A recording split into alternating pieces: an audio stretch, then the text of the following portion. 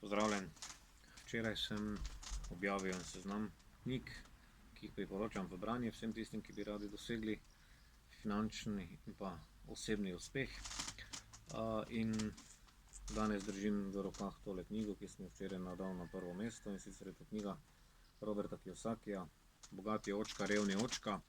Zdaj, zakaj vam priporočam tole knjigo?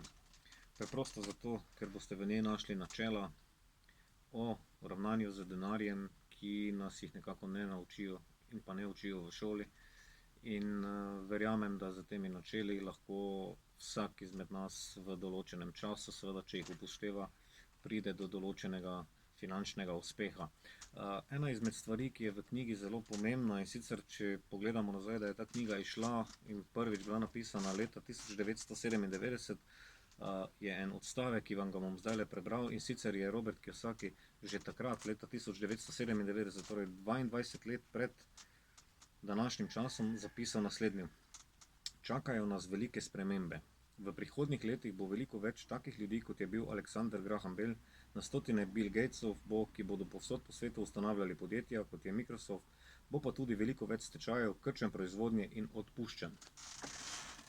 In če pogledamo resničnost danes, se pravi, je bilo potrebnih 20 let, da smo ljudje to končno spoznali, kaj je nekdo že 20 let, 22 let nazaj zapisal, in šele danes ugotavljamo, kako presneto prav je Robert Kiyosaki imel glede tega. In verjemite mi, da veliko stvari, ki jih je zapisal v tej knjigi, torej v knjigi Bogati očka, revni očka, in pa še v kateri izmed ostalih knjig, njegovih knjig, definitivno drži, in samo z določenimi postopki, principi in pa vztrajnostjo pri teh načelih vam zagotavljam, da boste v 5 do 10 letih uspeli priti do točke, ko boste lahko svojemu šefu v službi ali pa kjerkoli pomahali v slovo in rekli, ok, od danes naprej živim pa čisto drugačno finančno življenje. Tako da, ja, seveda, priporočam vam tole knjigo v branje, priporočam tudi, da imate tole knjigo doma, ne da si jo izposojate v knjižnicah, ker dobro je imeti dobre knjige doma, da se lahko kadarkoli, ko prideš do neke točke, ko ti nekaj ni jasno, vrneš knjigi, prebereš ponovno,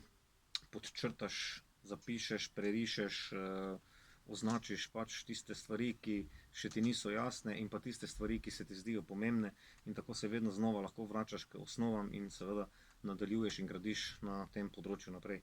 Tako da to je za danes enkrat vse. Torej knjiga Bogati očka, revni očka Roberta Kiyosakija. Dobite jo tudi v naši spletni trgovini bogati.shop.